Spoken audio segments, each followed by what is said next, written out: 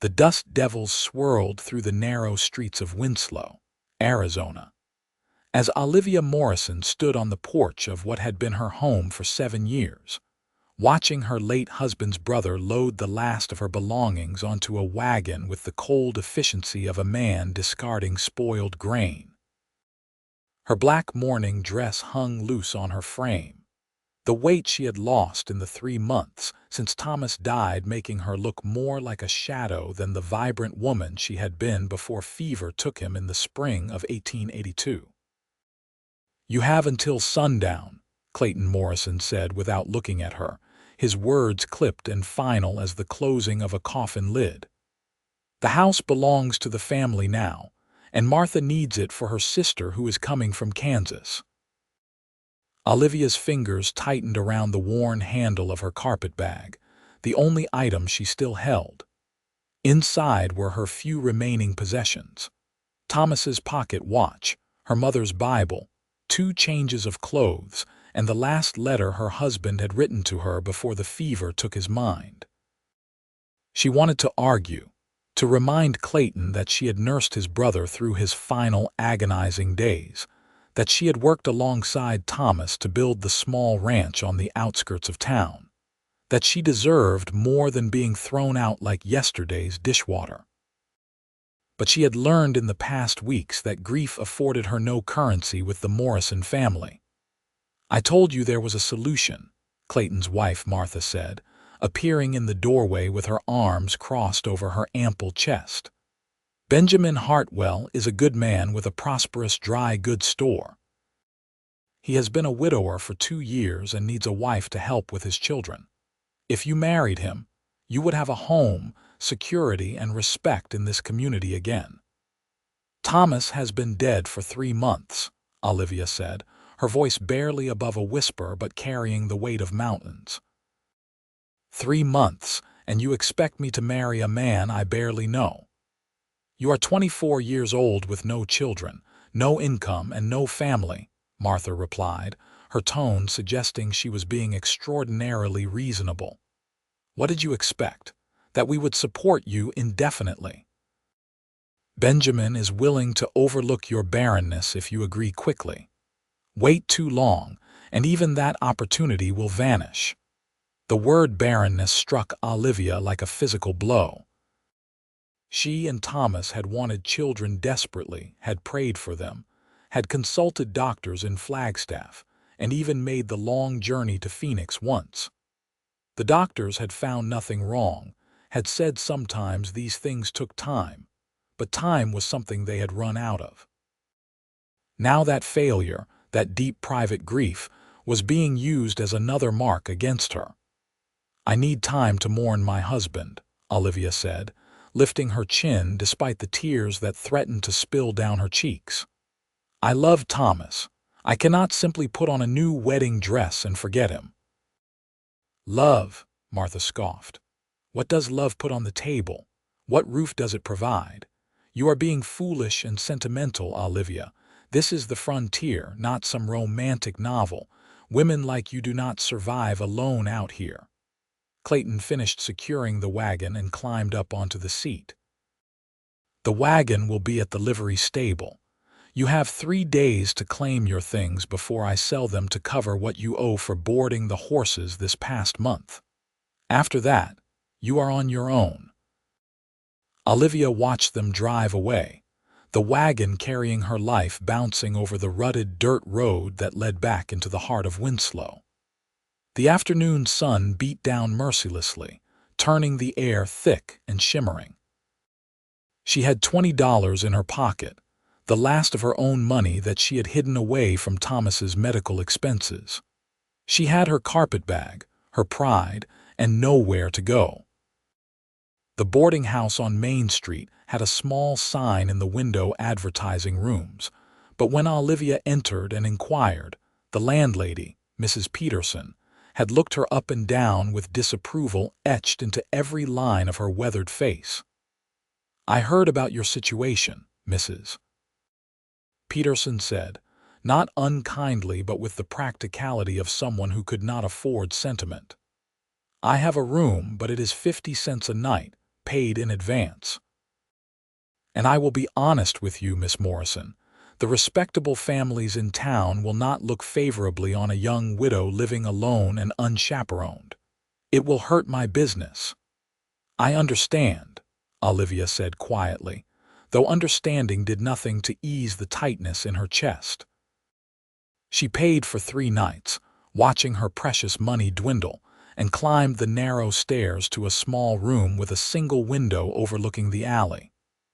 The room held a narrow bed, a washstand with a chipped basin, and a wooden chair that had seen better days. She set down her carpet bag and sat on the edge of the bed, finally allowing herself to feel the full weight of her circumstances. She had no family. Her parents had died when she was 19, victims of cholera that swept through their small farming community in Missouri. Thomas had been a ranch hand on a neighboring property, and they had fallen in love over shared meals and long conversations about their dreams for the future. When he proposed, offering her a chance to start fresh in Arizona territory where land was still available and opportunities beckoned, she had said yes, without hesitation. They had been happy, truly happy, despite the hard work and the disappointment of not having children. And now he was gone, and his family had made it clear that, without him, she was nothing but a burden to be dispensed with as quickly as possible. Olivia lay back on the thin mattress and stared at the water-stained ceiling. She could hear the sounds of Winslow through the window, horses clopping past, men calling to each other, the distant sound of a piano from one of the saloons. Somewhere in this town, Benjamin Hartwell was probably going about his business, unaware that he was being presented as her salvation. She had met him twice, both times briefly at church. He was older, perhaps 40, with a stern face and 5 children ranging from ages 6 to 14. He had never been unkind to her, but neither had he shown any particular interest.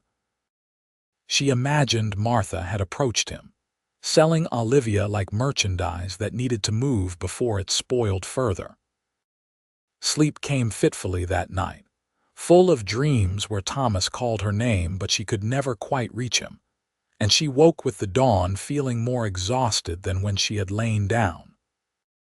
She washed her face in the tepid water from the basin and changed into her other dress, a simple brown calico that had been her work dress on the ranch.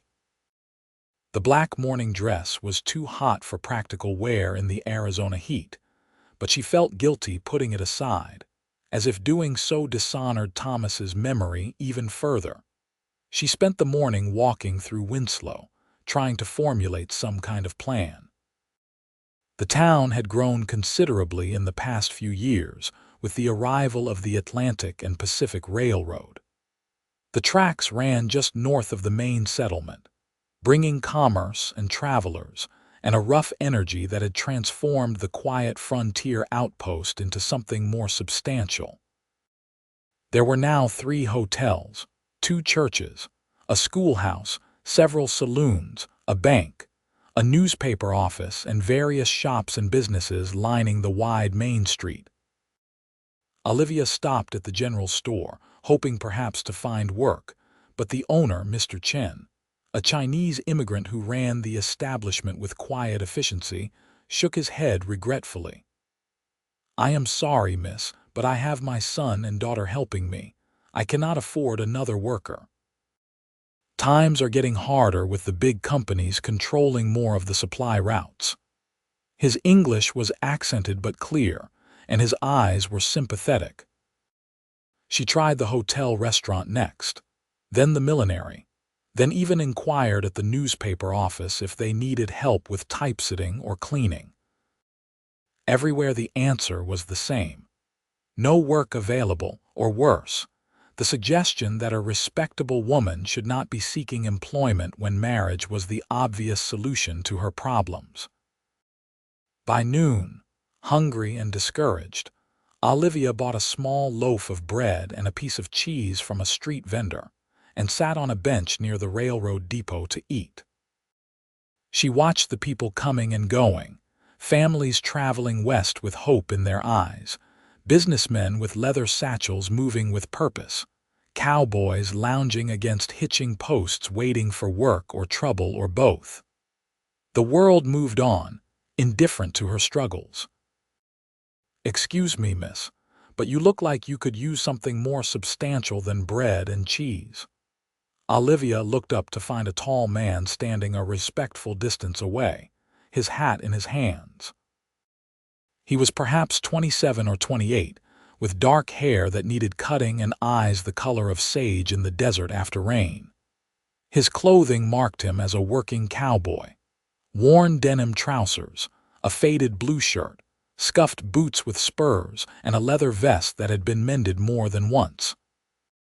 But his face was open and earnest, without the hardness she had come to expect from men in the territory. "I appreciate the thought, but I am fine," Olivia said, instinctively wary. She had already learned that kindness often came with expectations attached. "I did not mean to presume," the man said quickly. "I am Vincent Quad. I work at the Double R Ranch about 10 miles north of here. I came into town for supplies and could not help noticing you have been walking around all morning asking about work. I overheard Mr. Chen mention you were looking for employment." Olivia felt her cheeks flush with embarrassment. "I did not realize my situation was so obvious." "This is a small town and people talk," Vincent said gently. "I also heard that you recently lost your husband." "I am truly sorry for your loss. My own mother was widowed when I was 15, so I know something of how difficult that can be." There was no pity in his voice, only understanding, and Olivia found herself relaxing slightly. "Thank you. Yes, my husband Thomas died 3 months ago. His family has decided I am no longer their responsibility, so I am attempting to determine what comes next." Vincent nodded slowly, turning his hat in his hands. "The Double R is owned by my employer, Mr. Robert Quinn. He is a fair man, a bit rough around the edges but honest. His wife Rachel passed away last winter, and he has been struggling to manage the house while running the ranch. He has 2 hands who work the cattle, myself included, but no one to handle the cooking, the cleaning, the garden, the chickens, and all the other work that keeps a ranch house functioning. I know he has been trying to find someone to hire, but most women in Winslow either have their own families to tend or are not interested in ranch work." Olivia's heart began to beat faster. "You are offering me a position." "I am saying there might be one available if you were interested," Vincent clarified. "Mr. Quinn would need to meet you and make his own decision, of course. The work would be hard, and the ranch is isolated. You would have your own room in the main house, and the pay would be $30 a month plus room and board. It is not charity," he added, as if sensing her hesitation. "It is honest work that needs doing, and you would be earning your keep. $30 a month." It was more than Olivia had dared hope for, and room and board meant she would not be bleeding away her savings on the boarding house. But she forced herself to think carefully, to not leap at the first lifeline offered without considering what it might mean. "I would be living in a house with you and another ranch hand, unchaperoned," she said quietly. "People would talk. They would assume things." "They will talk no matter what you do," Vincent said bluntly. "But for what it is worth, Mr. Quinn is nearly 60 years old and still mourning his wife. The other hand, Carlos Martinez, is married with a family in Holbrook and goes home every other weekend. I have a small bunkhouse where I sleep, separate from the main house. You would have privacy and respect, Miss Morrison. I give you my word on that." Olivia studied his face, trying to read truth or deception in his features. She had been fooled before by charming men with easy promises, though not often. Thomas had taught her to trust her instincts, and her instincts told her that Vincent Quad was sincere. "Why are you helping me?" she asked. You do not know me." Vincent was quiet for a moment, his gray-green eyes steady on hers. "My mother was cast out by my father's family when he died. They said she was too young, too pretty, that she would bring shame on them by attracting attention from men. They gave her nothing and turned us out into the street. We nearly starved that winter. A rancher named John Quad found us half frozen in a lined shack on his property and took us in. He gave my mother work and me a chance at a life. I took his name when I turned 18 because he was more of a father to me than the man who sired me. So when I see someone in a situation like yours, I remember what one act of decent kindness can mean. That is why." The simple honesty of his words brought tears to Olivia's eyes, and she quickly blinked them away. "When could I meet Mr. Quinn?" "I am headed back to the ranch this afternoon. If you are willing, you could ride out with me. If he says no, or if you do not like what you see, I will bring you back to town tomorrow. No obligations, no expectations. Just a chance." Olivia thought of her dwindling money, of the disapproving looks from the townspeople, of Benjamin Hartwell and his 5 children, and the life of duty without love that awaited her if she stayed in Winslow. She thought of Martha Morrison's contempt, and the word barrenness, and the way Thomas's family had stripped away everything she had built in 7 years of marriage. "I will get my bag," she said, standing up and brushing the bread crumbs from her skirt. "And thank you, Mr. Quad, truly." "Vincent," he said with a slight smile that softened his weathered features. "And you do not need to thank me, Miss Morrison. You are doing Mr. Quinn a favor if you take the job. He has been living on burned stew and hardtack for months now."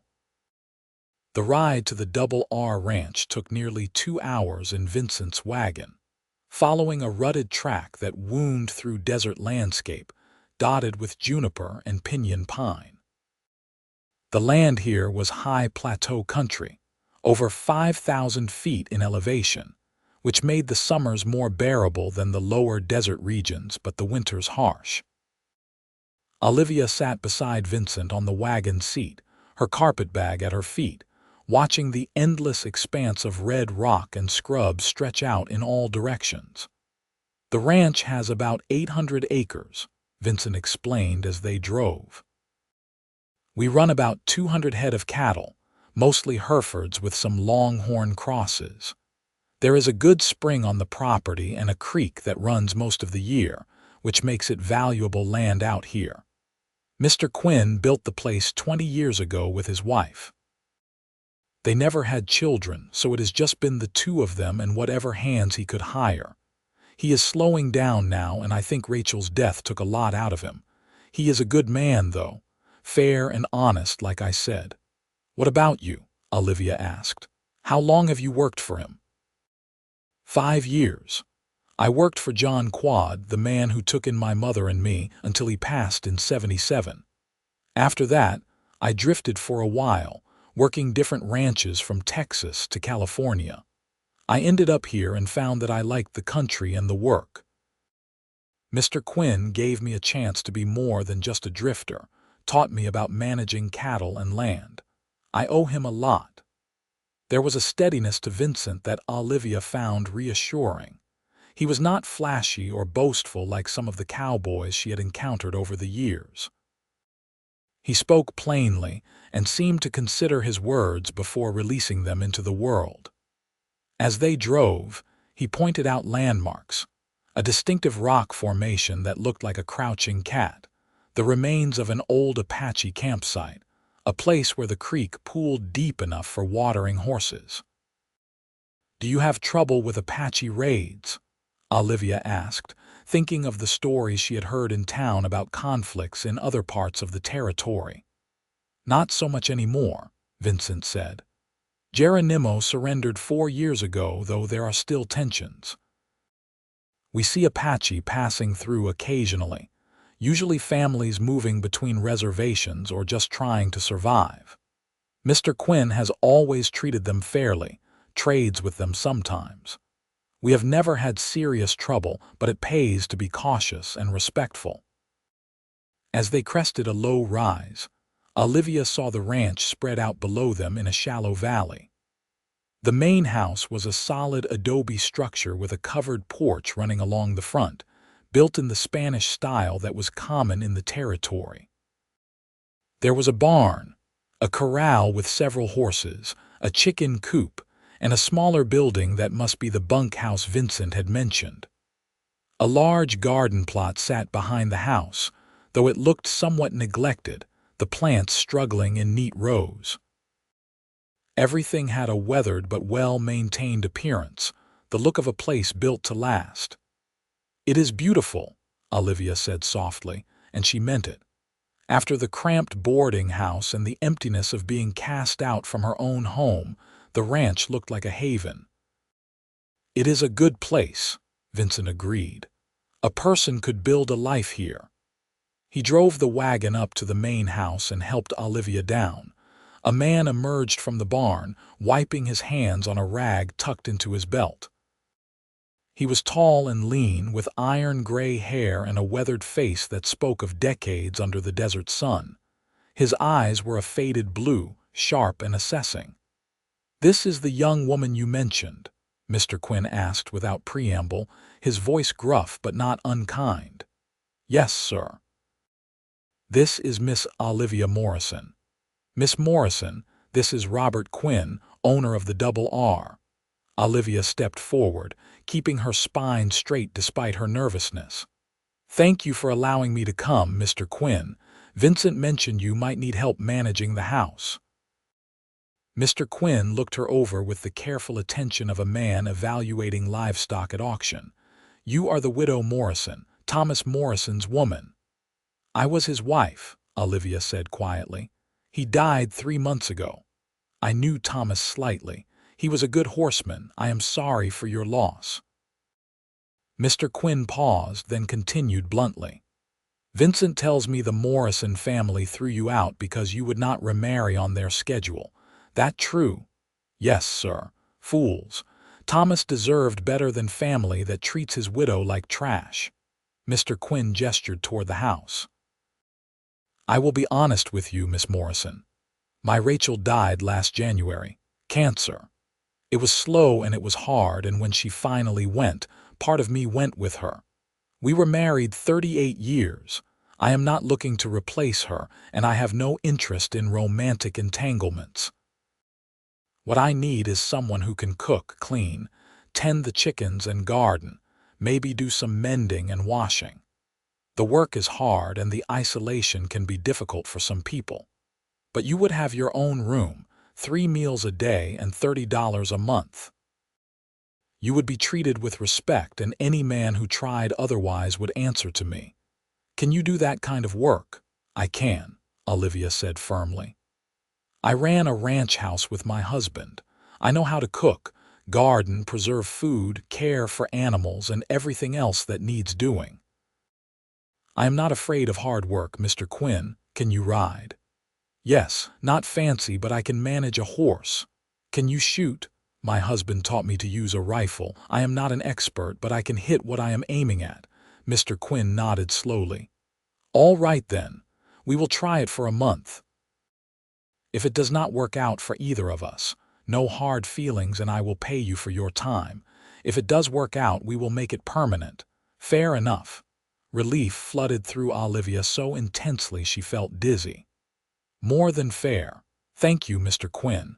"Good. Vincent will show you to your room. Supper is at 6. We eat simple but substantial. If you can make something better than the slop I have been living on, you will have earned your keep already." He turned and walked back toward the barn, clearly considering the matter settled. Vincent picked up Olivia's carpet bag and led her into the house. The interior was dim and cool after the bright afternoon sun, the thick adobe walls keeping out the worst of the heat. The main room was large, with a stone fireplace, a rough-hewn table and chairs, and a few pieces of sturdy furniture. Everything was dusty and had an air of neglect, as if the life had gone out of the place when Rachel Quinn died. "Kitchen is through here," Vincent said, leading her through a doorway. The kitchen was well equipped with a large cast-iron stove, a dry sink with a pump, shelves lined with dishes and cooking implements, and a good-sized work table. Like the rest of the house, it was clean but joyless, missing the small touches that made a house a home. Vincent led her down a short hallway and opened a door. This was Rachel's sewing room. Mr. Quinn moved her things out last month. He thought it would make a good bedroom for whoever came to help. The room was small but comfortable, with a real bed covered in a faded quilt, a dresser, a washstand, and a window that looked out toward the mountains in the distance. After the boarding house room, it looked like luxury. "There is a pump in the kitchen for water, and we have an outhouse about 50 yards behind the main house," Vincent said. "The chickens need tending twice a day, morning and evening. The garden needs weeding and watering. There is a root cellar for storage. Mr. Quinn will expect breakfast at 5:30, dinner at noon, and supper at 6. He is a creature of habit. Is there anything else you need to know right now?" Olivia set down her carpetbag and turned to face him. "Why does he call you Vincent if you took the name Quad from John Quad?" "Because John and Robert were old friends," Vincent said with a slight smile. "When I came here, Mr. Quinn said I carried a good man's name and I should be proud of it. It was his way of honoring John's memory. Is there anything else?" "Just thank you," Olivia said softly, "for everything. You did not have to help me, but you did, and I will not forget that. You do good work here, and we will call it even," Vincent said. He paused in the doorway, his hat still in his hands. "I meant what I said about respect, Miss Morrison. You will be safe here. I give you my word." After he left, Olivia sat on the edge of the bed and allowed herself a moment to simply breathe. She had a job, a place to live, and a chance to rebuild something from the wreckage of her life. It was more than she had dared hope for just hours ago. She spent the rest of the afternoon exploring the house and taking stock of what needed doing. The kitchen was well supplied with basics: flour, cornmeal, dried beans, salt pork, coffee, and various preserved goods that Rachel Quinn must have put up before she became too ill to work. Olivia found a chicken roasting in the cold room and decided to make that with biscuits and greens from the garden for supper. Cooking in someone else's kitchen should have felt strange, but instead it felt like coming home. She had missed this, the simple satisfaction of preparing a meal, of taking raw ingredients and transforming them into something nourishing. Thomas had always praised her cooking, had said her biscuits were the lightest he had ever tasted. The memory made her throat tighten, but she pushed through it, channeling her grief into the work. When she called the men to supper at 6, she had laid the table with Rachel's dishes, filled a pitcher with water from the pump, and even found a few wildflowers growing near the house to put in a jar as a centerpiece. Mr. Quinn and Vincent came in from their work, dusty and tired, and stopped short at the sight of the table. "It has been a long time since this house looked like this," Mr. Quinn said quietly. He sat down heavily in the chair at the head of the table, and Olivia saw the grief etched deep in the lines of his face. They ate in relative silence, but it was a comfortable silence rather than an awkward one. The chicken was tender, the biscuits fluffy, and the greens cooked with a bit of bacon fat that added flavor. When they finished, Mr. Quinn pushed back from the table and nodded to Olivia. "That was a fine meal, Miss Morrison. Finest I have had since Rachel took sick. You will do well here, I think." He stood and headed for the door, then paused. "Welcome to the Double R." After he left, Vincent helped Olivia clear the dishes. "You do not have to help," she protested. "This is my work." "I do not mind," Vincent said. "Besides, Carlos always said that dishwashing goes faster with two people talking than one person working alone. He is a wise man. They worked together, Olivia washing and Vincent drying, and she found herself relaxing in his company. He told her about the other ranch hand, Carlos, who had worked for Mr. Quinn for 10 years and had a wife named Maria and 3 children. He explained the rhythm of ranch life, the seasonal work of branding and roundup, the constant need for fence mending and hay cutting, and all the other tasks that kept a cattle operation running. "You really love this life," Olivia observed as she scrubbed the roasting pan. "I do," Vincent admitted.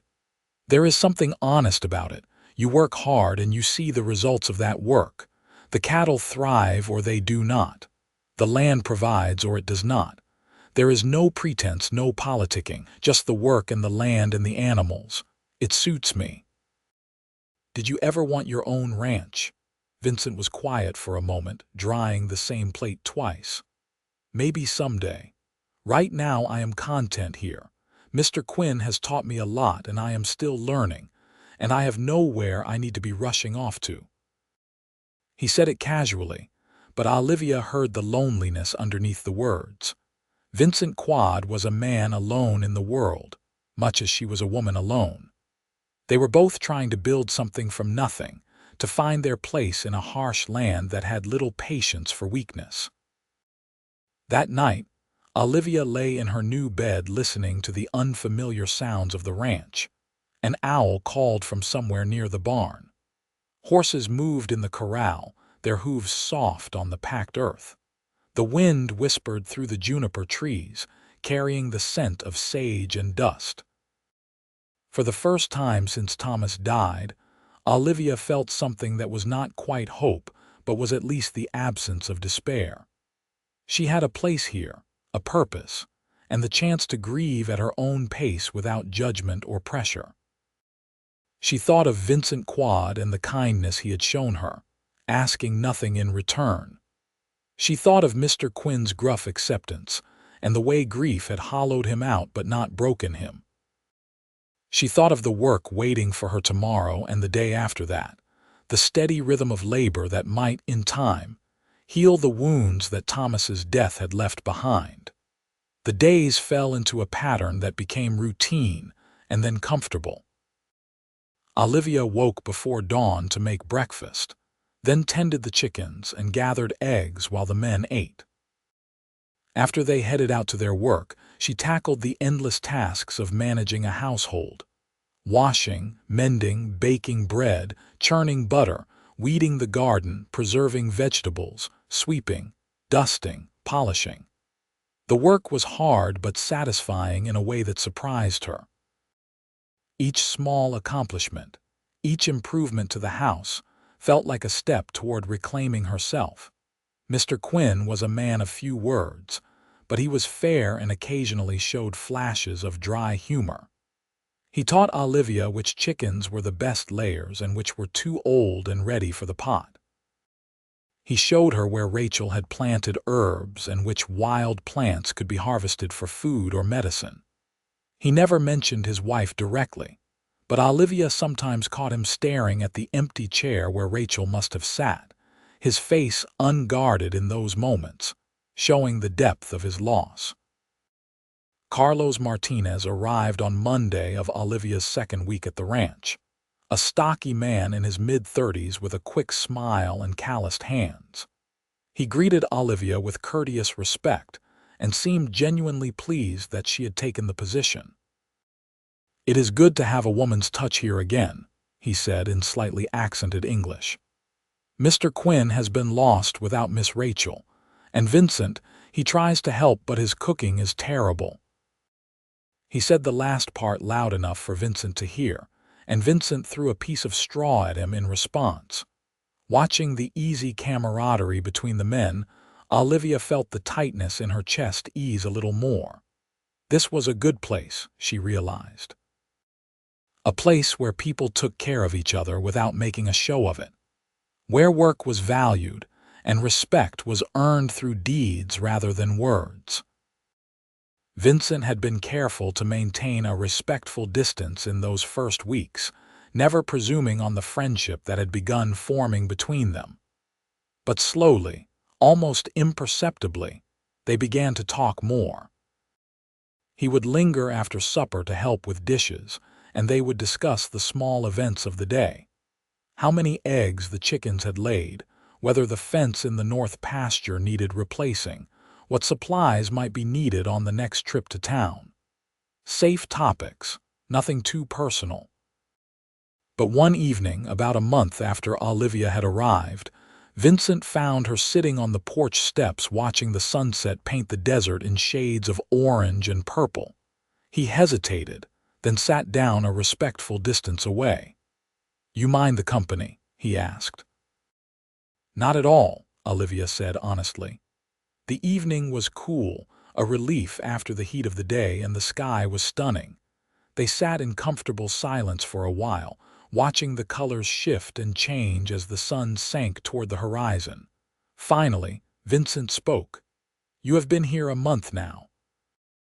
Are you settling in all right?" "I am," Olivia said. "Better than I expected, honestly. The work is hard, but it is good work, and Mr. Quinn has been kind in his way. He likes you. Said yesterday that the house feels alive again. That was high praise from him." Vincent picked up a small stone and turned it over in his fingers. "Do you ever regret not staying in town, not taking the easy path of remarrying?" Olivia thought carefully before answering. "I regret nothing about leaving that situation. Martha Morrison made it clear that I was not wanted, not valued. And as for Benjamin Hartwell, I did not love him. I barely knew him. I understand that many marriages are practical arrangements, but I had love with Thomas. Real love. I cannot imagine settling for less, not so soon after losing him." "Do you still grieve for him?" Vincent asked softly. "Every day," Olivia admitted. "But it is different now. The sharp edges have dulled a little. I can remember the good times without feeling like I am drowning. I can imagine a future again, even if I do not know what shape it will take." "Is that wrong? To be moving forward when he has been gone such a short time?" "No," Vincent said firmly. "Grief is not about staying frozen in one moment. Your husband would not have wanted you to stop living. He would have wanted you to find happiness again." "How do you know?" Olivia asked, turning to look at him in the fading light. "Because that is what any man who truly loved his wife would want," Vincent said simply. "My stepfather John, when he knew he was dying, he told my mother that he wanted her to live fully after he was gone. He said love is not diminished by moving forward, it is only dishonored by giving up. Your stepfather sounds like he was a wise man. He was. I miss him still." Vincent stood and dusted off his pants. "I will let you enjoy the rest of the sunset in peace. But Miss Morrison, for what it is worth, I think you made the right choice, and I am glad you are here." He walked away before Olivia could respond, heading toward his bunk house with his distinctive long-legged stride. Olivia watched him go, feeling something shift in her chest. It was not the all-consuming passion she had felt for Thomas in those early days of their courtship. It was something quieter, more subtle. A warmth, an awareness, a sense of possibility. The realization frightened her. She was not ready to feel this way about someone new. Thomas had only been gone for months. What kind of woman did it make her that she was noticing the way Vincent's eyes crinkled when he smiled, or the gentleness in his hands when he helped an injured calf, or the quiet strength he radiated even in stillness? But she could not deny what she felt, and she found herself watching for him more and more. The way he greeted the horses each morning, running his hand along their necks and speaking to them in low tones. The way he treated Mr. Quinn with respect, but also genuine affection, like a son caring for a father. The way he had given Olivia space to heal but had also been present, a steady, reliable presence in her new life. One afternoon in early August, Olivia was in the garden harvesting tomatoes when a rattlesnake slithered out from under a squash plant not 3 feet from where she stood. She froze, her heart hammering, knowing that any sudden movement could provoke a strike. The snake coiled, its tail buzzing a warning, and Olivia felt sweat break out on her forehead despite the heat. "Do not move." Vincent's voice was calm and low behind her. "Stay exactly where you are." Olivia heard rather than saw him approach, his footsteps careful and measured. There was a sudden sharp crack, and the snake's head separated from its body. Vincent had struck it with a hoe, his movements so fast and precise that the snake had no time to strike at her. "Are you all right?" Vincent asked, dropping the hoe and gripping her shoulders gently, his eyes searching her face. "I am fine," Olivia said, but her voice shook. "Thank you if you had not been here." "But I was here," Vincent said firmly. "And you are safe. That is what matters."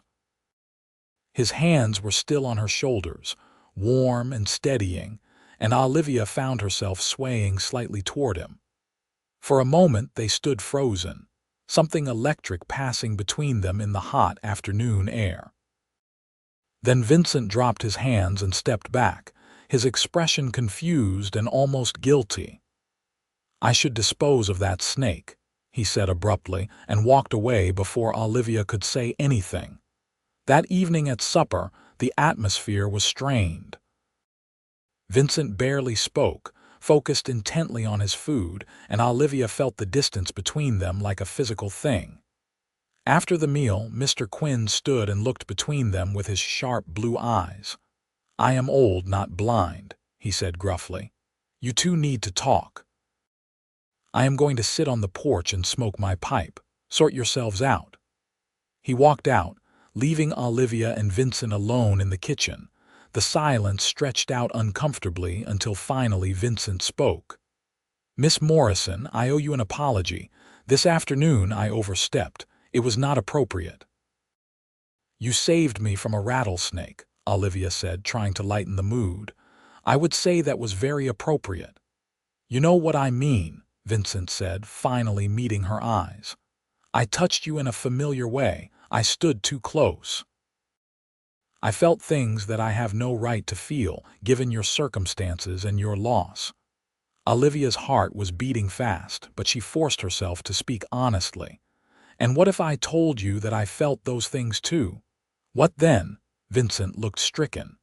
"Your husband has been dead 4 months. You are still in mourning.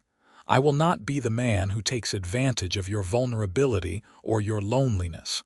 That would make me no better than those people in town who wanted to marry you off for their own convenience." "That is not the same thing at all," Olivia protested. "Is it not?" Vincent stood and began pacing, running his hands through his hair in frustration. "You came here with nowhere else to go. You depend on this job, on Mr. Quinn's goodwill. If I were to pursue you now, what choice would you really have? You could not say no without risking your position, your security. That would be coercion, even if I did not intend it that way." Olivia stood as well, anger flaring hot in her chest. "You are making decisions for me, deciding what I can and cannot feel, what I am and am not ready for." "That is exactly what Martha Morrison did. She told me I was not allowed to grieve on my own timeline. And now, you are telling me I am not allowed to feel anything new until some arbitrary period has passed." "I am trying to do the right thing," Vincent said, his voice raw. "The right thing for whom?" Olivia demanded. "You or me? Because from where I stand, you are protecting yourself, not me. You are afraid of what you feel, so you are hiding behind propriety and noble intentions." Vincent stopped pacing and stared at her. "You are right," he said finally. "I am afraid. I am afraid of wanting something I cannot have. I'm afraid of dishonoring your husband's memory. I'm afraid of making a mistake that would hurt you. I'm afraid that what I feel for you is wrong somehow, given how we met and why you are here." The anger drained out of Olivia, replaced by something softer. I am afraid too, she admitted quietly. I loved Thomas with everything I had. When he died, I thought I would never feel anything again. And then you came along with your kindness and your respect and your steady, quiet strength, and suddenly I am feeling things I never expected to feel so soon. It terrifies me. It makes me feel guilty, as if I am betraying Thomas. But I cannot make those feelings go away just because they are inconvenient or ill-timed. Vincent crossed the space between them slowly, giving her time to step back if she wanted. When he stood in front of her, he reached out and gently took her hand. So what do we do? We take it slow, Olivia said, her fingers curling around his. We give ourselves time, we do not rush, and we see what happens. I can do slow, Vincent said, a hint of his usual smile returning. I am a patient man, Olivia Morrison. Good, Olivia said, because I need time. I need to keep grieving for what I lost, but I also need to allow myself to live again. Can you understand that? I can, Vincent said. And I will wait as long as you need. Take all the time you need. I am not going anywhere. The next few months passed in a strange but not unpleasant state of suspended possibility. Vincent and Olivia settled into a rhythm that acknowledged their feelings while respecting the boundaries they had established. He held her hand sometimes in the evenings when they sat on the porch. They talked about everything, their pasts, their hopes, their fears. He told her about growing up poor and how John Quad had given him not just a job but an education, teaching him to read and write and cipher. She told him about her parents and the cholera epidemic, and how Thomas had made her laugh even in the darkest times. Mr. Quinn watched these developments with approval, though he rarely commented directly. Once, when Olivia was helping him mend a harness, he said gruffly, "Vincent is a good man. Steady, loyal, he will treat you right if you decide to give him a chance." "I know," Olivia said softly, "but I need more time." "Rachel and I courted for 2 years before we married," Mr. Quinn said. "People thought we were crazy, said we should just get on with it. But we wanted to be sure, wanted to build a foundation that would last.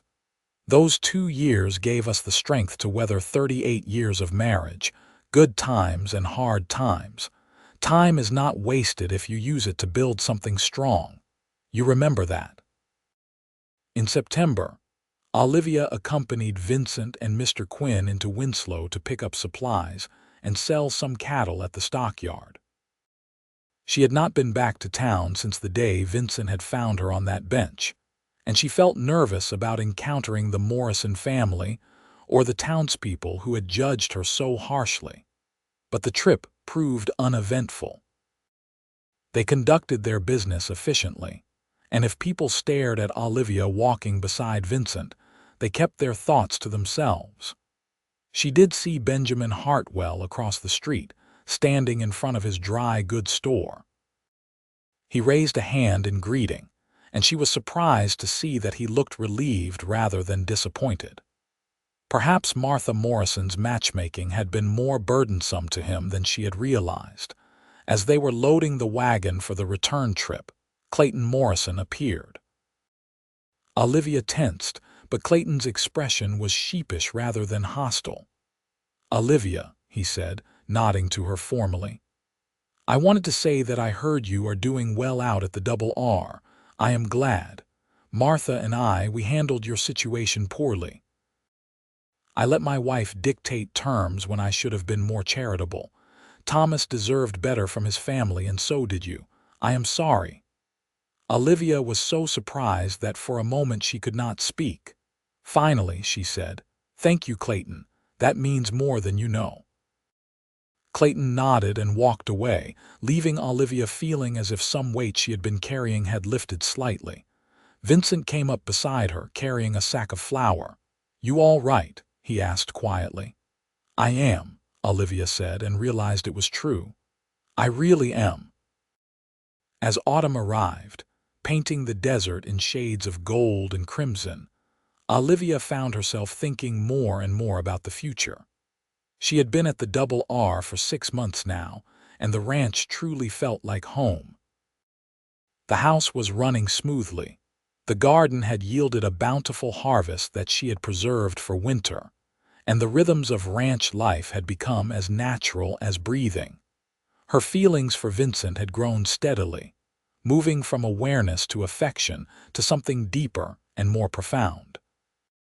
She loved the way he spoke to the animals with such gentleness, the way he helped Mr. Quinn with tasks that were becoming harder for the older man, the way he looked at Olivia as if she were precious beyond measure. He never pushed, never demanded, but she could see the longing in his eyes, the hope that they might have a future together. One evening in late October, after the first frost had kissed the garden and the air carried the sharp promise of winter, Olivia asked Vincent to walk with her down to the creek. The sun was setting, casting long shadows across the land, and the water ran clear and cold over smooth stones.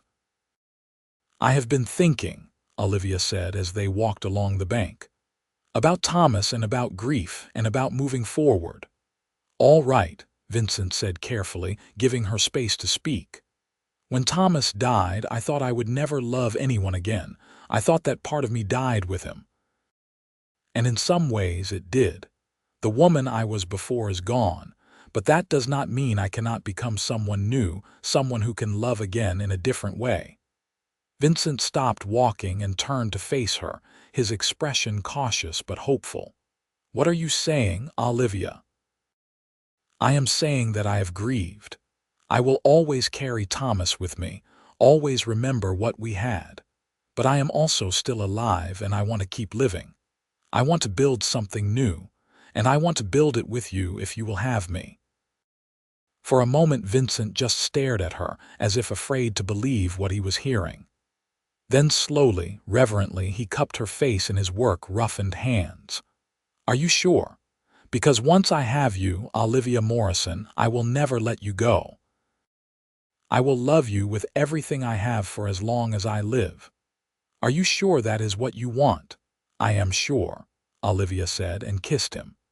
It was nothing like her first kiss with Thomas, which had been sweet and tentative, the fumbling embrace of young people discovering love for the first time. This kiss was something else entirely.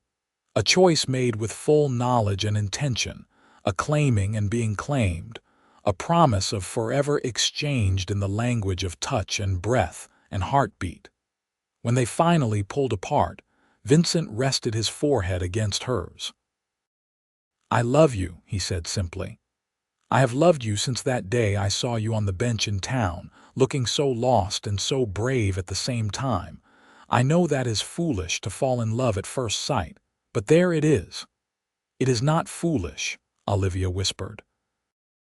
"Because I think I fell in love with you that same day, when you offered me kindness without expecting anything in return. I just was not ready to admit it yet."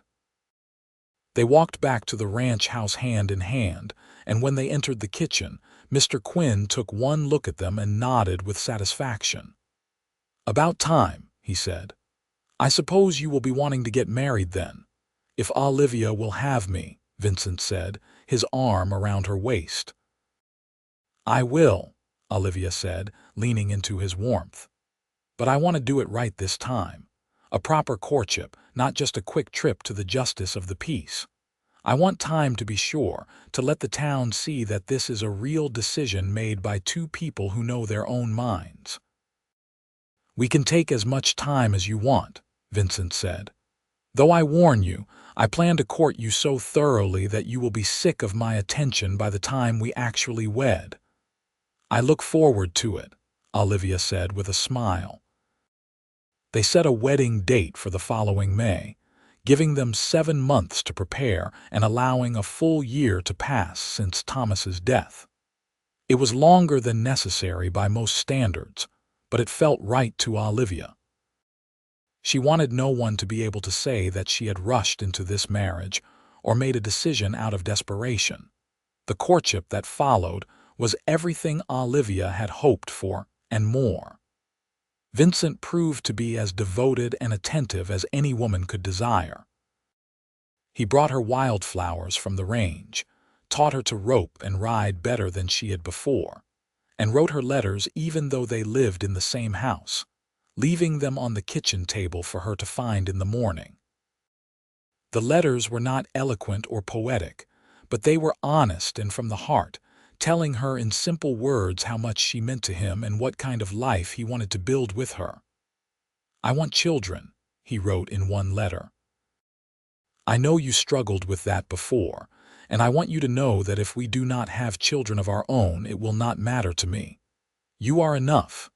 But if we are blessed that way, I want to be the kind of father that John Quad was to me, patient and kind and present. I want to build something that will last, a family that will endure." The words made Olivia cry, not from sadness but from the overwhelming feeling of being seen and valued exactly as she was. Thomas had wanted children desperately, and his disappointment, though never expressed harshly, had been a weight on their marriage. But Vincent was offering her something different, acceptance and love without conditions. As winter settled over the high desert, life at the Double R took on a slower pace.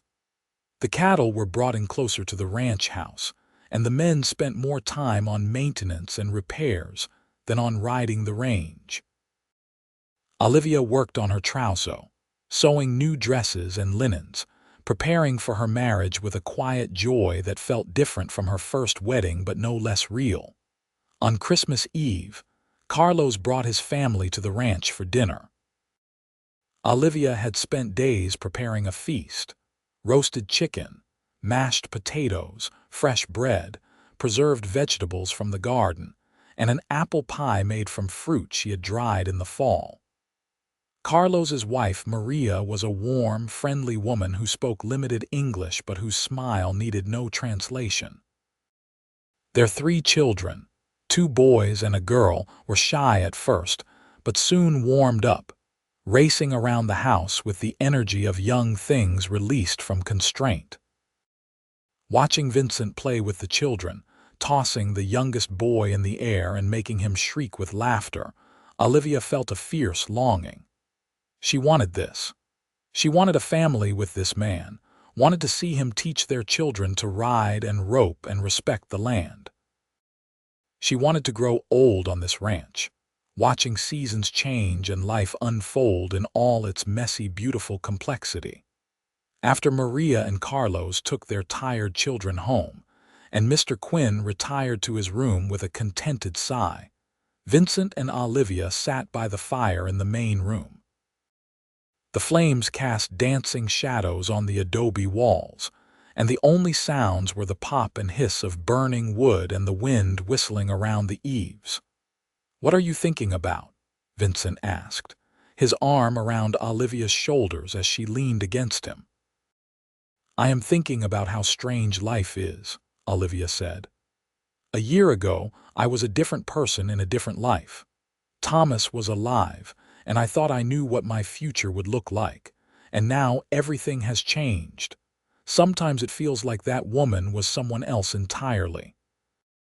"Do you regret the changes?" Vincent asked quietly. "No," Olivia said firmly. "I regret that Thomas died. I regret the circumstances that brought me here, but I do not regret where I ended up. I do not regret finding you. Is that wrong?" "It is human," Vincent said.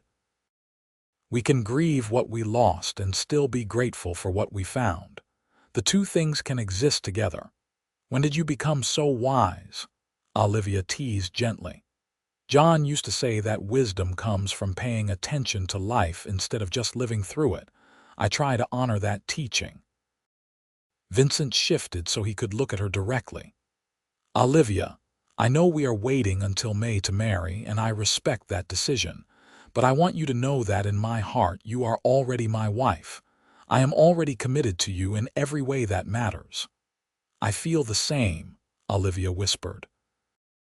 "You are my future, Vincent Quad. All of it." He kissed her then, deep and thorough, and Olivia let herself sink into the moment, into the promise of everything that was yet to come. The winter months passed peacefully. Olivia continued to manage the household, and Vincent and Carlos kept the ranch running despite occasional snowstorms that swept down from the mountains. Mr. Quinn's health, which had been stable, began to decline in late February.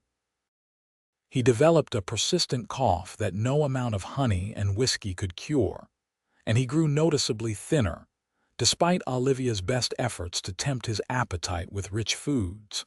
The doctor from Winslow came out in March and examined Mr. Quinn thoroughly. After, he spoke to Vincent and Olivia privately in the kitchen. "It is his heart," the doctor said bluntly. "It is wearing out. At his age and given the hard life he has lived, this is not unexpected. He could have months or he could have weeks. Make him comfortable and let him do what he wants to do. There is nothing more to be done." Mr. Quinn took the news with characteristic stoicism. "We all die eventually," he said when Vincent told him what the doctor had said. "I have had a good life, a long life. I loved a fine woman and built something worth having. No man can ask for more than that." But privately, he called Vincent and Olivia to him one evening in late March.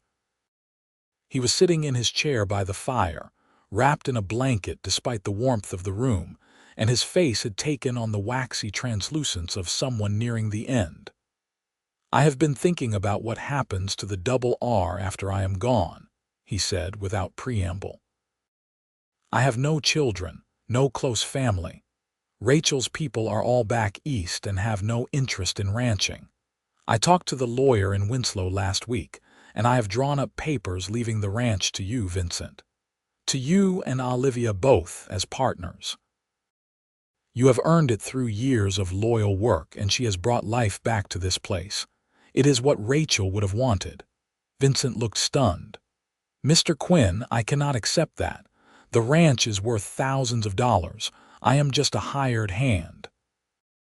"You are the son I never had," Mr. Quinn said firmly. "And this ranch needs someone who will love it and care for it the way Rachel and I did. That is you.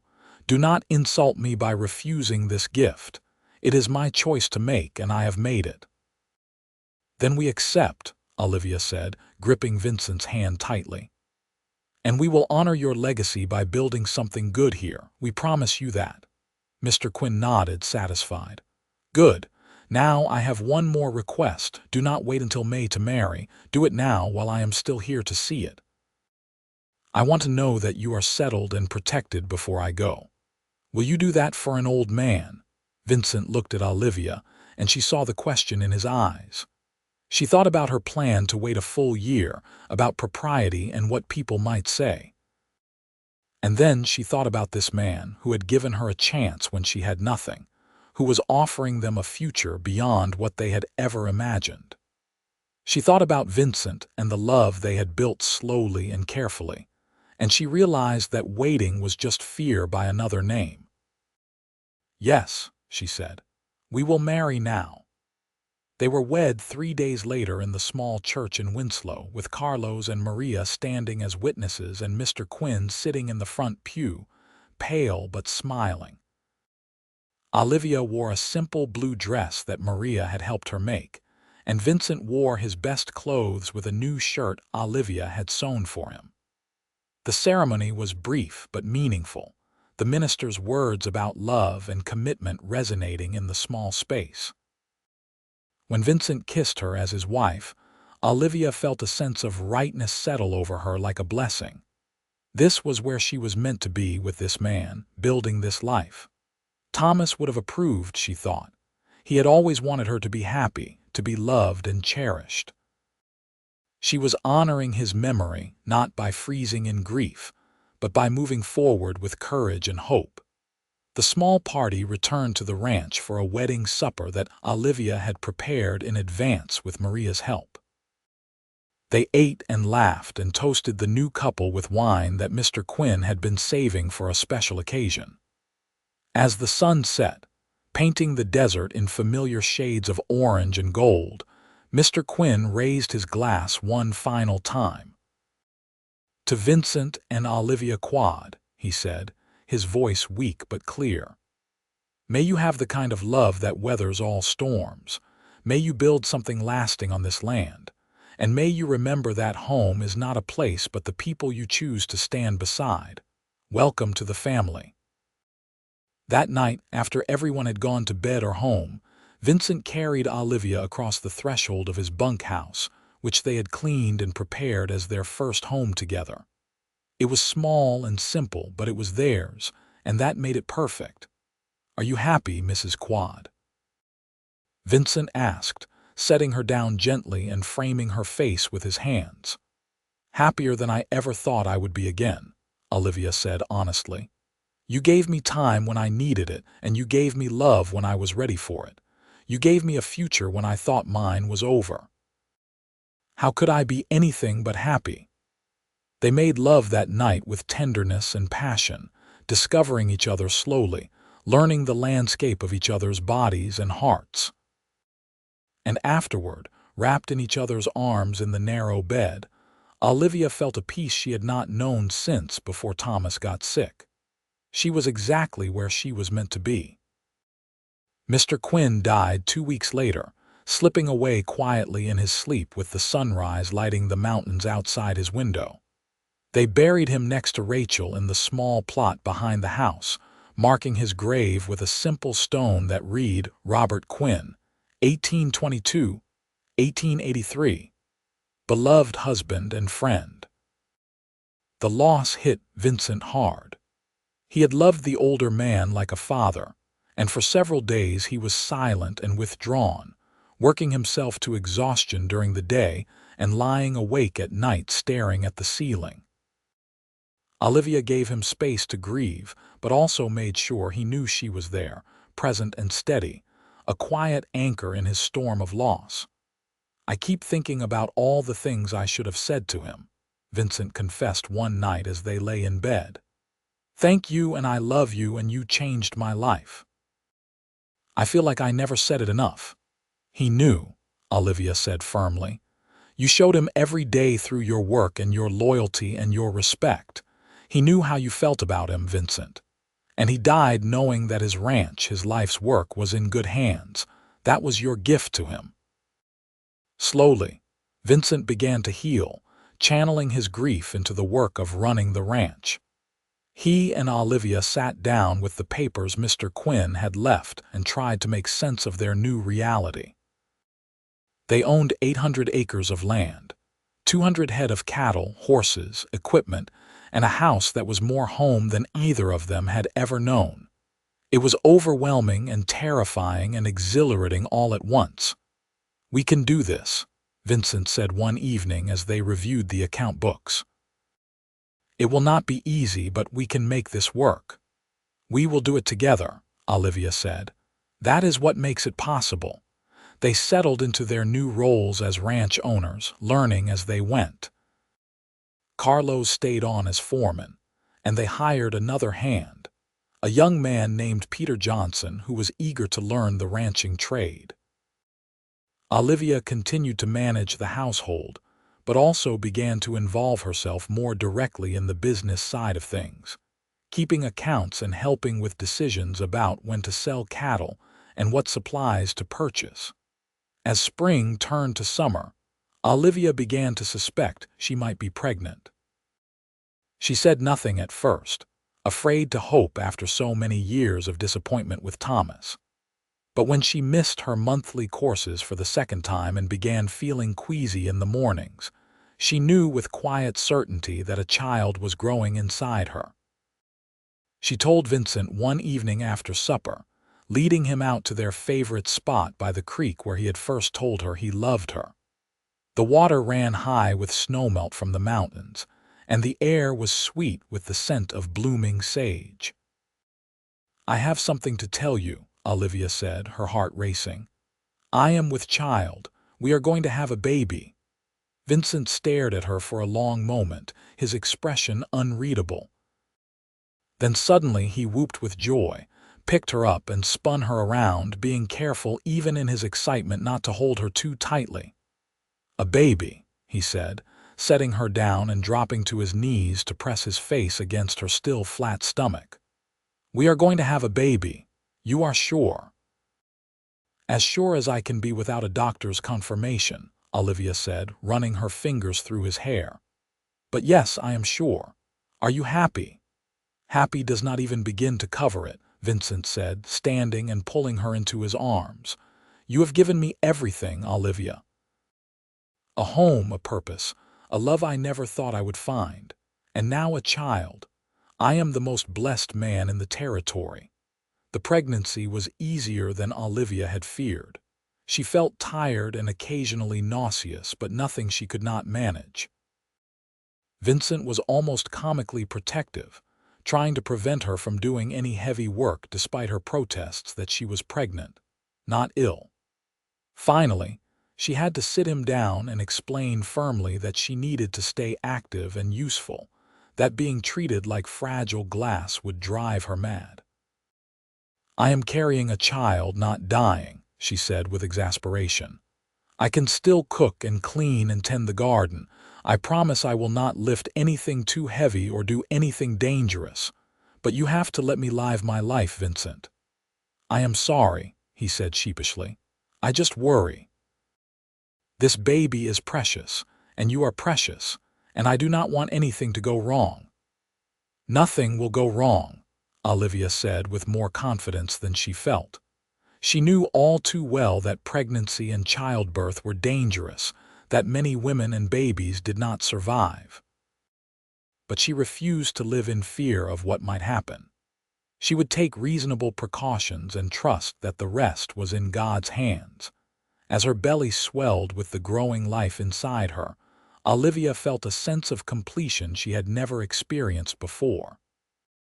She had grieved for Thomas, mourned the children they never had, and made her peace with that loss.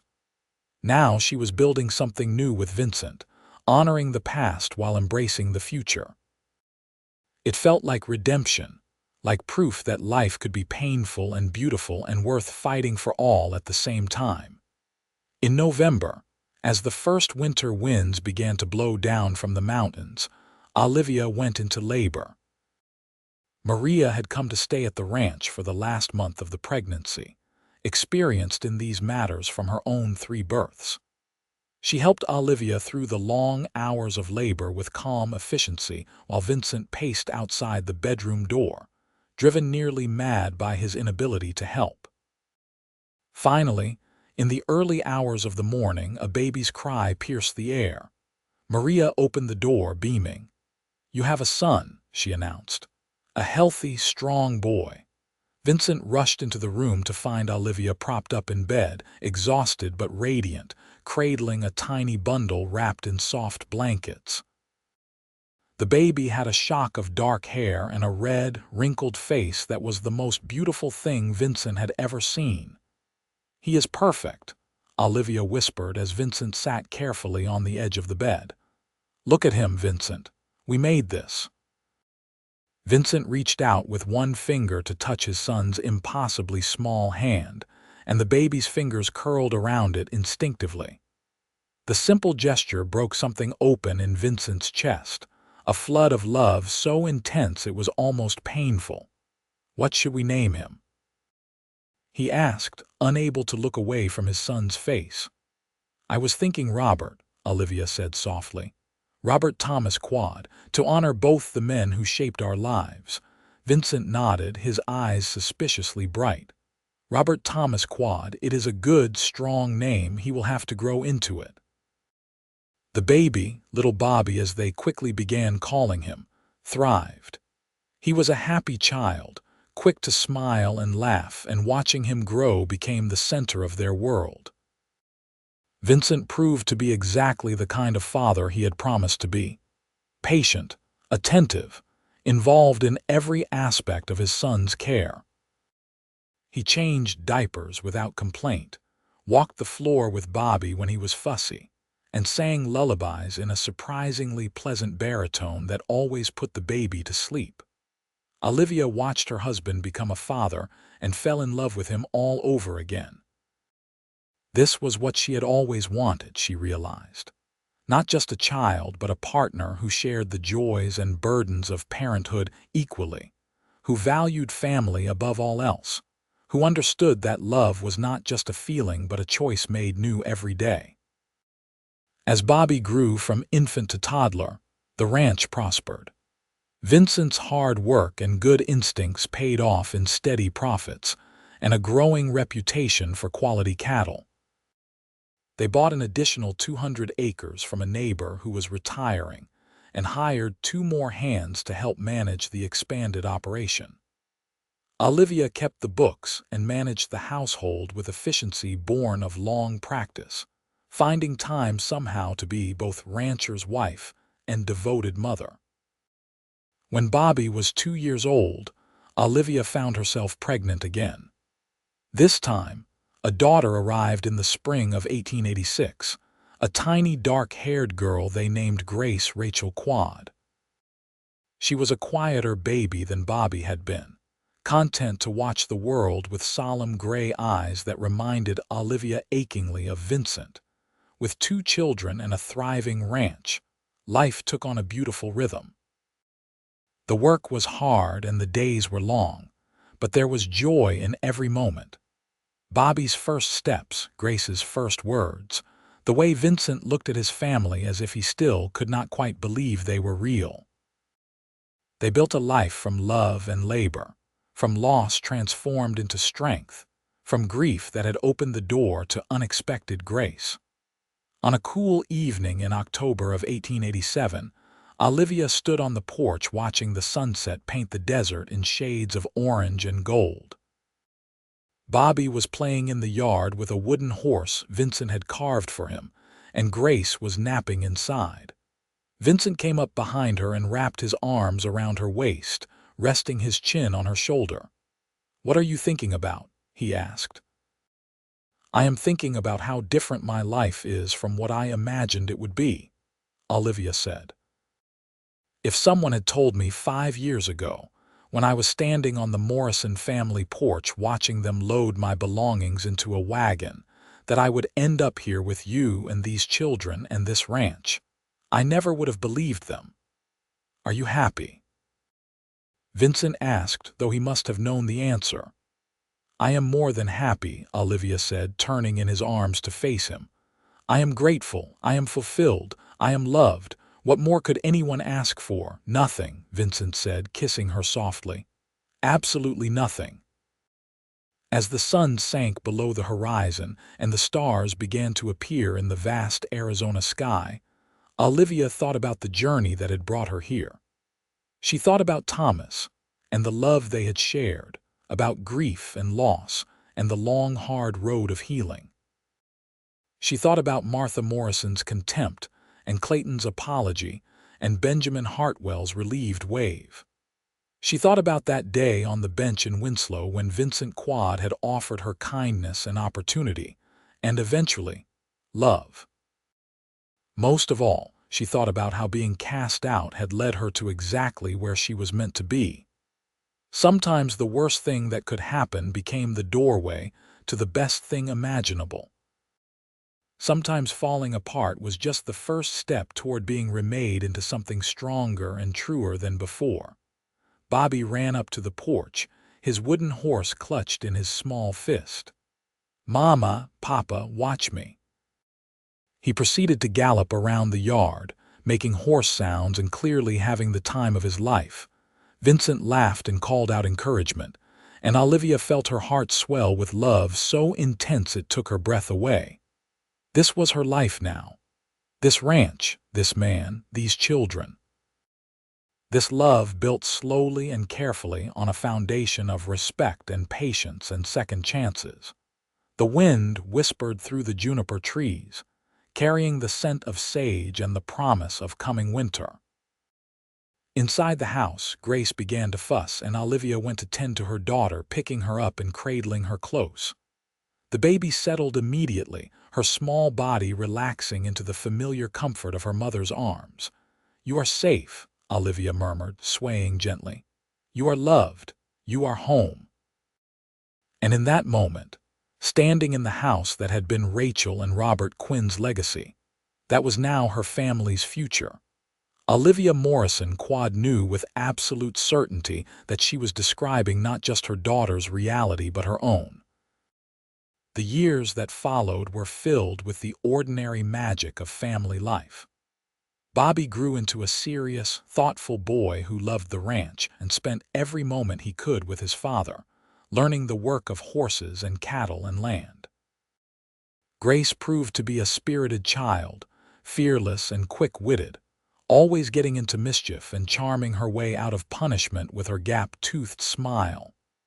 In 1889, another son arrived, William Vincent Quad, named for both his father and for the strength that had carried them through so much. And 2 years after that, a second daughter, Sarah Marie, completed their family. 4 children in 7 years of marriage, a richness of life that Olivia had once thought would never be hers. The ranch continued to grow and prosper. Vincent's reputation for fair dealing and quality stock spread throughout the territory, and they often had buyers traveling from as far as Flagstaff and even Phoenix to purchase their cattle. They built a larger barn and expanded the main house, adding rooms for the growing family and modern conveniences like glass windows and a proper indoor kitchen. Carlos remained with them as foreman, and his own children grew up alongside the Quad children, creating bonds that Olivia hoped would last a lifetime. The ranch became known as a place where people were treated fairly regardless of their background, where hard work was valued above all else, and where family meant more than just blood relation. Olivia occasionally went into Winslow for supplies or church, and each time she was struck by how much the town had changed. The railroad had brought even more growth and prosperity, and Winslow was becoming a real city now, with electric lights and paved streets and all the trappings of modern civilization. But she was always glad to return to the ranch, to the wide open spaces and the simpler rhythms of life close to the land. She sometimes saw people from her past.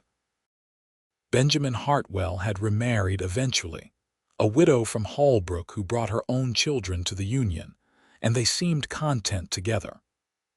Clayton Morrison nodded politely when their paths crossed, and Olivia had long since forgiven him for his role in casting her out. Martha Morrison she saw only rarely, and those encounters were brief and civil but never warm. Once, when Bobby was about 8 years old, he asked Olivia about his name. "Mama, who was Thomas, the man I am named for?" Olivia took her son's hand and led him to the small family cemetery where the Quinns were buried. She had placed a marker there as well for Thomas Morrison, though his body rested in the town cemetery in Winslow. It felt important to acknowledge him here, in the place where his widow had built her new life. "Thomas was my first husband," Olivia explained carefully. "I loved him very much, and when he died, I thought I would never be happy again.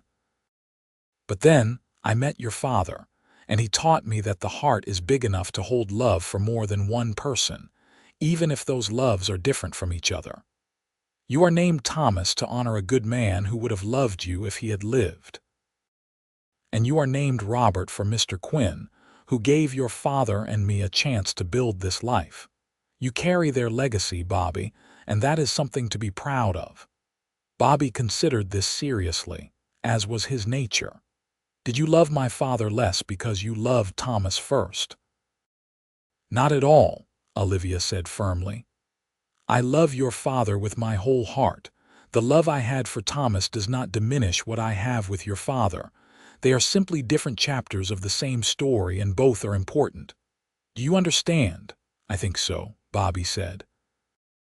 "Like how I love all my horses, but each one is special in its own way." Olivia laughed and hugged her son. "Exactly like that. You are a wise boy, Robert Thomas Quad." As the children grew, Vincent and Olivia made sure to tell them the story of how they had met, how Olivia had been cast out by people who should have cared for her, how Vincent had offered help when she needed it most, and how love had grown slowly and steadily from those beginnings.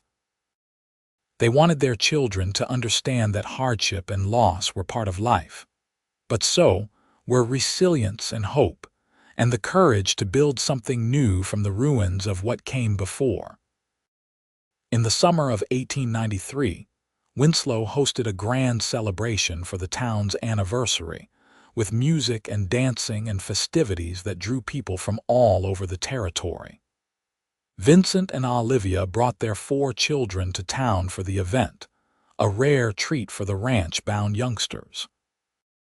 As they walked through the crowded streets, past the decorated storefronts and the stages where musicians played, Olivia felt Vincent's hand tighten around hers. "What is it?" she asked, concerned. "I am just remembering," Vincent said quietly. 10 years ago, almost to the day, I found you sitting on a bench right over there." He pointed to the area near the railroad depot where they had first met. "You looked so lost and so brave at the same time.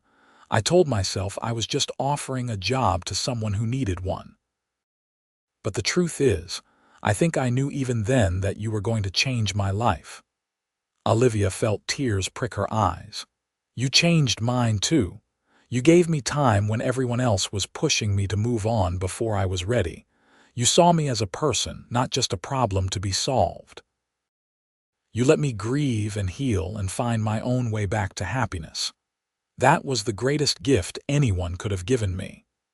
They stood there for a moment, letting the crowd flow around them, 2 people connected by history and love, and all the beautiful, complicated work of building a life together.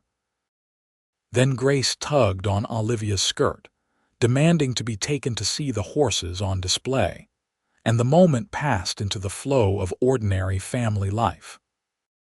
But that evening, after they had returned to the ranch and put 4 tired, happy children to bed, Vincent and Olivia sat on the porch as they had so many times before, watching the sunset paint the desert in familiar colors. "I want you to know something," Vincent said, holding both of Olivia's hands in his. "Every day I wake up grateful that you came into my life, grateful that you took a chance on me, on us, grateful for our children and this ranch and this life we have built. But mostly grateful for you, for who you are and how you love. You made me believe in the possibility of home and family and forever. That is everything." "You gave me those things too," Olivia said softly. "You were patient when I needed patience. You were strong when I needed strength. You let me grieve without judgment and love without fear. You showed me that endings can lead to new beginnings, and that sometimes being cast out is just the first step toward finding where you truly belong. I love you, Vincent Quad. I will love you until my last breath and beyond." They sat together as the stars emerged in the vast sky, the same stars that had witnessed their first meeting, their slow courtship, their marriage, the birth of their children, and all the moments big and small that made up a life. The ranch stretched out around them, 800 acres of high desert plateau that they had transformed through work and love into something lasting and good. Inside the house, 4 children slept peacefully, secure in the knowledge that they were loved and safe. In the barn, horses and cattle rested, well-tended and healthy. In the garden, vegetables grew in neat rows, providing food for the family and hands who worked the land. Everything was connected, everything part of the same web of care and labor and love. This was the life that Olivia Morrison Quad had built from the ashes of her first loss. This was what happened when someone offered grace instead of judgment, time instead of pressure, love instead of convenience. This was the fruit of patience and courage, and the willingness to believe that even the darkest moments could give birth to light. Years continued to pass with the steady rhythm of seasons. Bobby grew into a young man who ran the ranch alongside his father, showing the same skill with cattle and horses that Vincent possessed. Grace, true to her fearless nature, insisted on learning everything her brother learned, becoming as competent on horseback as any cowboy. William showed a talent for numbers and took over managing the books from Olivia, freeing her time for other pursuits. Sarah, the youngest, proved to have a gift with animals, able to gentle even the wildest horse with patience and soft words. Olivia sometimes marveled at how their lives had unfolded, how the children she had once thought she would never have had each arrived with their own personality and gifts, enriching her world beyond measure.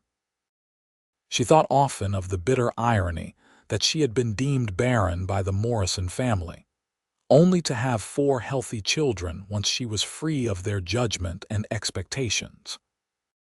Vincent's hair began to gray at the temples, and fine lines appeared around Olivia's eyes, evidence of years squinting against the desert sun and smiling at her family.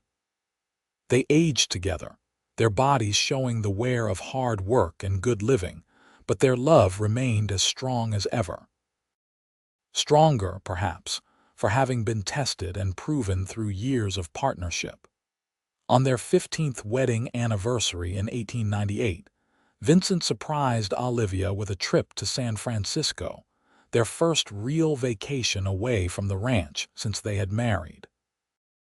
They left the children in the capable hands of Carlos and Maria, now trusted not just as employees but as family, and took the train west to the coast.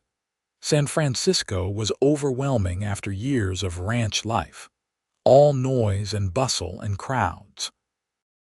But it was also thrilling, and they explored the city like children, visiting museums and restaurants and the beautiful Presidio overlooking the bay. On their last evening, they walked along the waterfront as the sun set over the Pacific Ocean, painting the water in shades of orange and gold that reminded them of home. "Thank you for this," Olivia said, her arm linked through Vincent's. "For remembering that I am not just a mother and ranch wife, but also a woman who enjoys beauty and adventure." "You are everything," Vincent said simply. "You are my partner in work and my companion in life. You are the mother of my children and the keeper of my heart. You are the reason I wake up grateful every morning. Never forget that, Olivia. No matter how busy life gets, no matter how consumed we become with the work and the children and all the responsibilities we carry, you are at the center of it all. You are my everything." They kissed there on the waterfront as the sun sank below the horizon, 2 middle-aged people still deeply in love, still choosing each other every day, still building the life they had begun 15 years earlier in a small town in Arizona Territory. When they returned to the ranch, the children rushed out to greet them, full of stories about everything that had happened in their absence. Vincent swung Sarah up into his arms while Bobby and William competed to tell their father about a difficult calving they had managed successfully. Grace linked her arm through Olivia's and walked her to the house, chattering about the new dress she had sewn and the book she was reading. Standing in the kitchen of the house that had once belonged to the Quinns, surrounded by the noise and energy of her family, Olivia felt a contentment so profound it brought tears to her eyes. This was what she had been cast out for refusing to rush toward. This depth of love, this richness of life, this sense of belonging that could only come from having the time and space to build something real and lasting. If she could go back and speak to that younger version of herself, the woman standing on the Morrison family porch with nothing but a carpet bag and $20 to her name, what would she say? She would tell her to be brave, that the hardest moments would lead to the greatest blessings. She would tell her that a cowboy with kind eyes would offer her a chance and eventually offer her his heart. She would tell her that loss was not the end of the story, but merely a chapter in a much longer tale.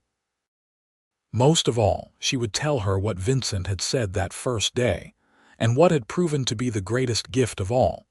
Take all the time you need. The sun sank below the horizon, and the desert night embraced the ranch.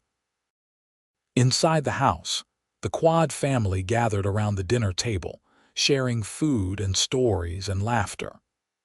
The ranch that Robert and Rachel Quinn had built with their own hands had become the foundation for a new family's dreams. The land that had seemed so harsh and unforgiving had revealed itself to be generous and abundant for those willing to work hard and love deeply. Olivia Morrison Quad looked around the table at her husband and children, at the life they had built together from grief and grace, from loss and love, from endings that became beginnings. She thought of Thomas, who would always hold a place in her heart, and she thought of the Quinns, who had made all of this possible through their generosity. She thought of that day in Winslow when Vincent Quad had seen her not as a problem or an opportunity, but as a person worthy of respect and patience. And she gave thanks for every moment that had led her here, to this table, to this family, to this love that had been worth every tear and every trial. She gave thanks for being cast out because it had led her home. Years turned to decades, and the children grew and eventually left to build lives of their own. Bobby took over full management of the ranch when Vincent began to slow down in his 60s, proving to be as skilled a rancher as his father. Grace married a doctor from Flagstaff and moved to town but visited often with her own children. William opened a bank in Winslow, using his gift with numbers to help other ranchers and business people succeed. Sarah stayed on the ranch, never marrying but finding fulfillment in breeding horses that became famous throughout the territory and beyond. Vincent and Olivia grew old together on the land they loved, watching grandchildren play in the same yard where their children had played, passing on stories and wisdom, and the legacy of love built carefully over time. They sat on the porch on warm evenings, holding hands as they had done for decades, watching the sun set over the desert that had witnessed their entire life together. When Vincent died peacefully in his sleep at age 73, Olivia mourned him deeply, but not desperately. They had been married for 48 years, had built a life rich with love and purpose and family. She had been blessed beyond measure, and she knew it. She buried him next to the Quinns in the family plot and visited his grave often, telling him about the ranch and the children and the great-grandchildren he had lived long enough to meet. 3 years later, when Olivia herself passed away at 78, she was laid to rest beside Vincent, their stones side by side just as they had stood side by side through nearly 5 decades of life. The inscription on her marker reads simply, Olivia Morrison Quad, beloved wife, mother, and friend. She took the time she needed. The ranch continued on, passing through generations of Quads who honored the legacy of hard work and love that their great-grandparents had established. The story of how Vincent and Olivia met, how he had offered her time when everyone else demanded haste, how they had built something lasting from the ruins of loss, became a family legend passed down to each new generation. It became a reminder that patience and respect and genuine love were worth waiting for, that the best things in life could not be rushed or forced, but had to be allowed to unfold in their own time. And so the land that had seemed so harsh and unforgiving when Olivia first arrived became the keeper of a great love story, a testament to the power of second chances and the courage to build something new. The desert winds whispered through the juniper trees, carrying the echoes of all those years. Laughter and tears, work and rest, grief and joy, endings and beginnings. Always the same sun rising and setting, painting the sky in shades of orange and gold. Always the same land, generous to those who loved it well. Always the same truth, repeated in every season. That when you take the time you need, when you build with care and patience, when you choose love over convenience and respect over pressure, you create something that lasts not just for a lifetime but for generations. This was the legacy of Olivia Morrison Quad and Vincent Quad, two people who found each other in the hardest moment and built a life that became a light for all who came after. This was the promise kept, the love honored, the second chance that became everything. This was home,